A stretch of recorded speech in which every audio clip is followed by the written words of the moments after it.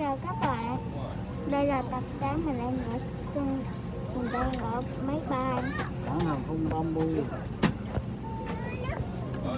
Không đội đâu, bạn Đây là ông nội mình, đây là bà nội mình đây. chào các bạn.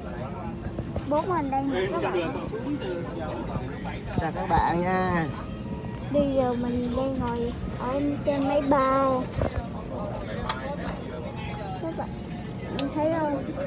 Không có cái nào. Của hãng hàng không. Ừ, đứng lên cho quay. Các bạn. Đó, các bạn thấy không? Đó, thấy không các bạn?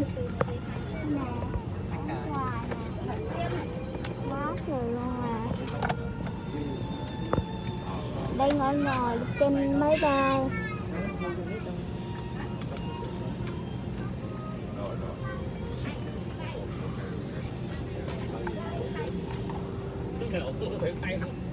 Đợi một chút, bà nội, cho cháu uống yến đi.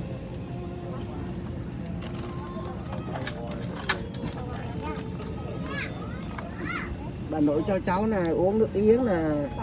Bà nội mình cho mình uống nước yến nè. Bắt coi rồi bà bắt bắt ra đó.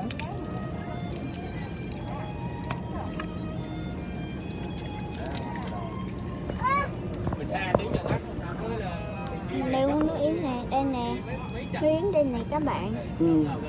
Chào các bạn.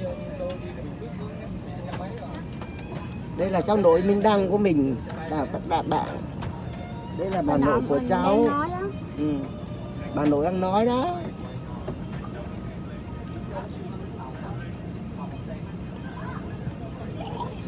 Anh uống nước yến không?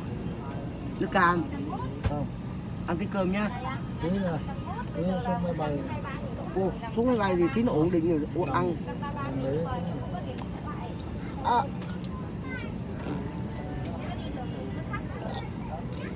Các bạn ơi, Lan uống này các bạn. Các bạn uống không? Dạ.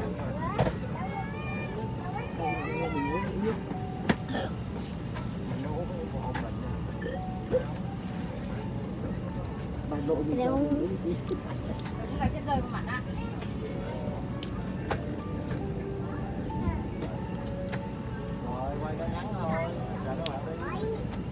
Chào các bạn đi. Chào các bạn, mình đang uống nước này. Ừ, đúng rồi, uống nước. Uống nước xong rồi bắt đầu lại chào các bạn đi. Mình uống nước xong rồi này các bạn. Ồ bây giờ Mình quay cái máy bay cho các bạn coi. Đây là đây. mình quay cho các bạn coi nè. Đây là đi này.